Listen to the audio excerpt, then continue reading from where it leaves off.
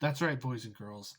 In today's episode of Decksploration, we'll be playing the best deck, the most powerful deck, aka Pendulum. Let's go! I decided that I want to kind of tunnel into playing some of the more meme decks for the first few episodes. The Earth Machine deck kind of took off. I tweeted it at Peeps and he liked it, and that kind of got the ball rolling in terms of people checking out the video. And a lot of people that were doing searches for Earth Machine ended up finding my video. So I think we're going to do Pendulum this time. Probably tweeted at Triff, see if I can get his take on it. Yeah, for the most part, I think that this deck is insane. I think that it's going to do well. I was very concerned going into locals when I played Earth Machine and I ended up winning. So I'm very concerned about this deck and how well it's going to perform. But, I'm hoping I repeat the same result that I had last time and that all my concerns are just not real concerns. It's been years since I played Pendulum. It's been since Mermaid and the Guard Dragons were legal that I played Pendulum. So we'll see how this goes. All right, so for this week's episode of Decksploration, we're going to be playing Pendulum Magician. There are a lot of considerations that I had to keep in mind. I would have really loved to have played some of the Endymion cards, but I found that one of the issues that a lot of Pendulum builds has is that so often the deck is, a build-a-board workshop, and so often it's so non-linear, and the combo is so dependent on what you have in your hand at any given moment that it's an incredibly difficult deck to play. And on top of that, it's an incredibly difficult deck to build for in those circumstances. So I thought, how can I best make the deck still very powerful, end on a few negates, but also make it a lot more accessible? This is a version of Pendulum that focuses pretty much on the magician aspect and kind of maximizes that potential, creating as consistent of a main deck as possible while still utilizing some of the more powerful, more, blowout, high power cards that Pendulum is known for. And this deck doesn't use spell counters at all, so you don't have to worry about the spell counter rulings where you have to have multiple counters to represent each individual spell counter. This deck focuses pretty much exclusively on tunneling into one specific game plan. I can talk a little bit more about that if you guys are interested, and if you want to hear more about how this deck is meant to play, I can maybe make a separate video talking more in depth. I think that it might be important and prudent for me to keep these videos as tight as possible. So we're going to work on making these deck profiles as efficient as possible.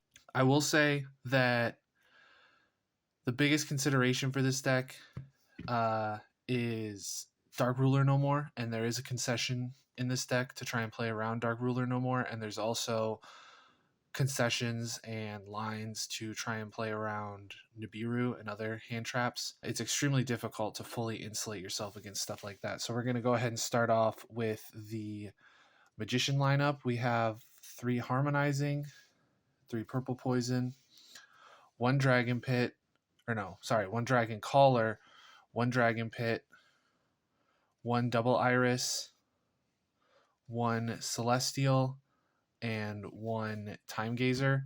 Next up, the other Performapal of the deck, which would be relevant if this deck played more Performapal support, but it's not. This is Performapal Skullcrobat Joker. This and Darkworm are the good normal summons in the deck, the normal summons that give you a +1. This is the one that requires it be normal summoned. Next up, we're going to go ahead and just kind of get into the free summons. So we have Chronograph Sorcerer, which summons the Time Gazer. We have the Darkworm, which is not a free summon if you draw it. It is only a free summon in tandem with certain spell cards, but it also is a pretty good normal summon if you draw, for example, speaking of the +1, this is the card that you searched, the Gate 0. But if you draw Darkworm in tandem with Curtain Raiser, you can summon this using its own effect and then normal summon the Darkworm to get the donut, and that can turn into Beyond the Pendulum and hopefully full combo. Last up for the Pendulum monsters is the singular Zephranu. It plus a few cards to search it and the trap are my Zephyr package, which is what I use to play around Dark Ruler No More.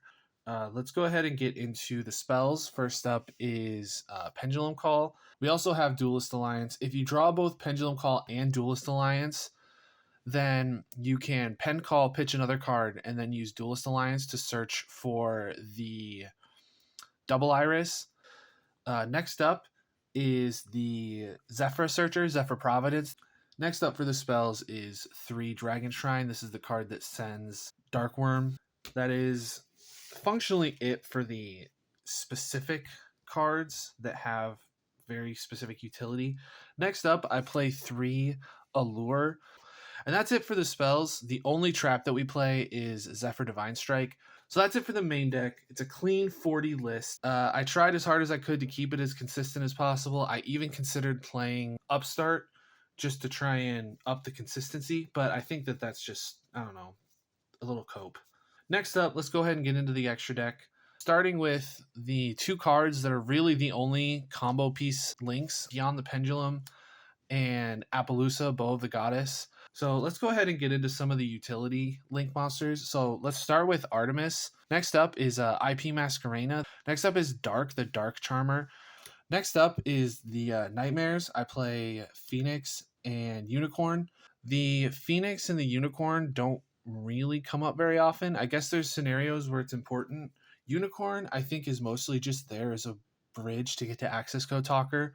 Last up for the utility link monsters is Underworld Goddess. Someone at Locals, when I recorded the last Decksploration, actually traded this to me after opening it in a tin. I have not had access to this card for a very long time. It is a very pretty parallel secret, or I guess it's prismatic secret is what they call it. But this card can help out unaffected monsters, and it is just, I don't know, it serves that purpose, and it also is a bit of a floodgate, but mostly I just have it here in case I run into like Crooked Cook or something and I need to out it. Next up is the singular combo piece Xyz monster. So now that we've gotten to this, I'm going to go ahead and throw in Odd Eye's Meteor Burst, Odd Eye's Vortex, which is the only Omni Negate that you end on in terms of monster effects. So I guess I'll just kind of throw Dweller in there.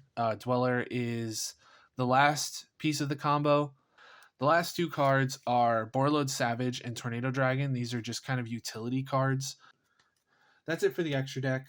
Let's move on to the side deck. I'll be quick. You know, I made the video on it.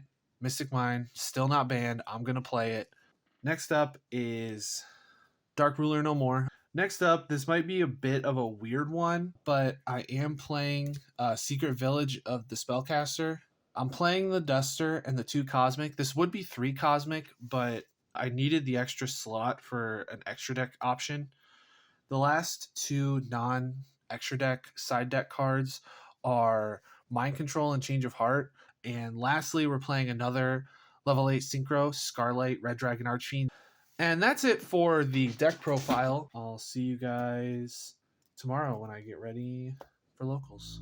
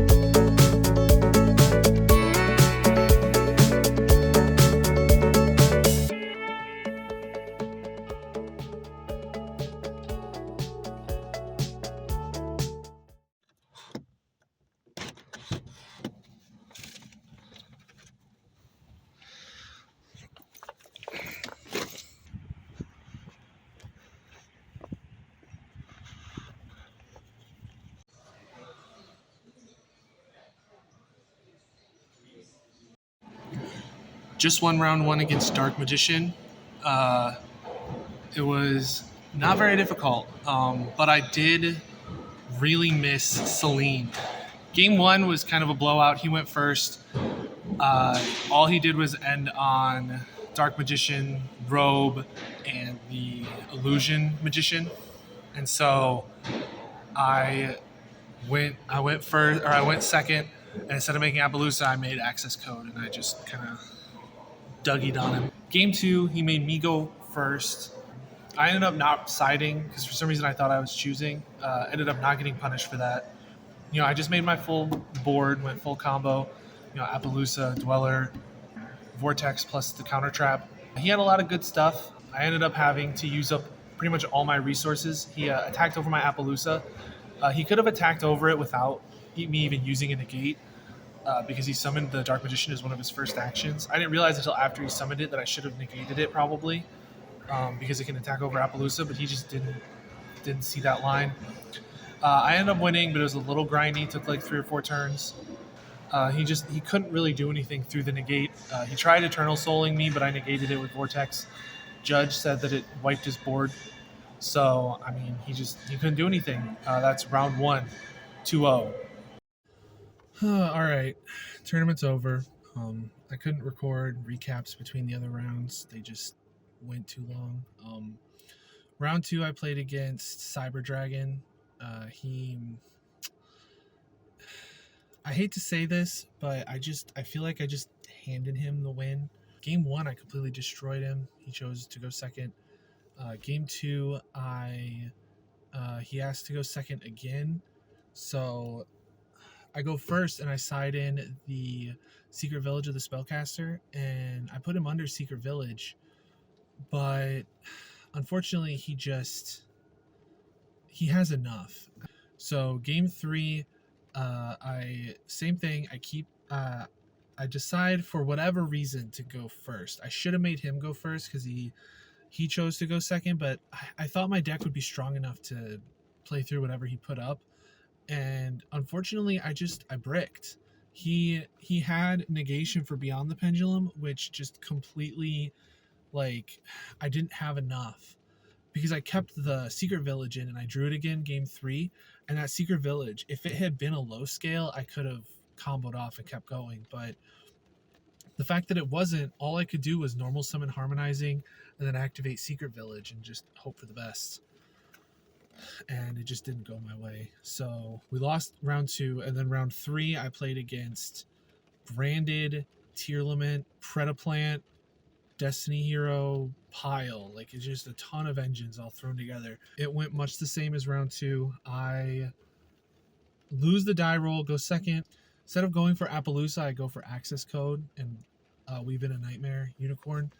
And I destroy him. I get rid of his whole board and attack him for game. I ended up summoning Celestial Magician in defense mode, which meant that I didn't technically have game, but I linked it off for Artemis, which made it game. Future post-Zach haircut. I forgot to say what happened in game 2 here. So I'm looking back at the replay, and in game 2, he basically full combos me. He ends on Mirror Jade, Starving Venom, and Dragostapelia. He super polys away my Beyond the Pendulum, so I end up having to just pend 4, basically. I take those materials, I ladder up into an Access Code, weave in a Unicorn to try and get some extra material off the field. If I were smart, I would have gone for a Artemis over the course of it as well to get an extra attribute in the grave to pop some more stuff, but it didn't matter. I basically clear his board except for a single scale, and then he goes to end phase, activates a bunch of effects, and I see the writing on the wall, so we just go to game 3. Game 2, I choose to go first, and I side in the Secret Village of the Spellcaster again, and he is forced to play under that. The problem is that once again, much like the Cyber Dragon game, I just didn't draw enough actual Pendulum monsters to get anything done.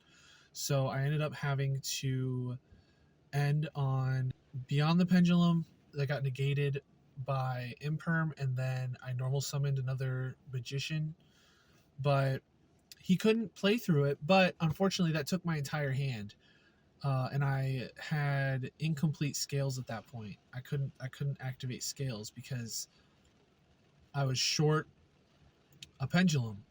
So I draw for turn, and it's Providence, and the scale that I have is a high scale.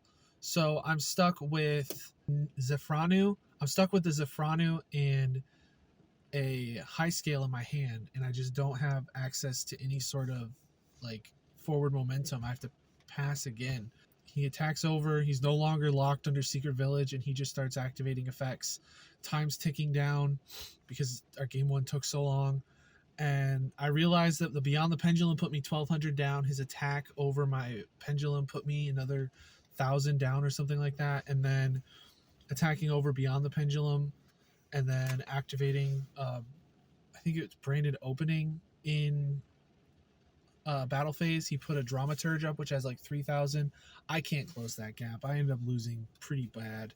I can't remember if it was 2-1 or 2-0. I can't remember if we had a game 2. But regardless, it was terrible. This deck extremely underperformed. It didn't even live up to the bare bones expectations that I had. I really think that this version of the deck just loses hard to hand traps, which there's a lot of in this format. If it was still the format where people were playing mostly board breakers and weren't playing hand traps in the main deck, this deck would be better. But unfortunately, that's just not the case. So I think I have unfortunately let Trift down. We may revisit Pendulum in the future after I'm able to get access to some of the more expensive cards. I didn't really miss Baron, but I missed Celine big time. Celestial Magician didn't really do as much as I'd hoped. The end phase ad was really nice for follow-up, but still with a cleared board, which is usually what happened, attacking over the Appaloosa, even with him, it really is just, you can't really do anything. I really, like, this deck does nothing. This deck really doesn't do much without Electrumite anymore. And of course, it's raining on the day where I go 1-2 at locals.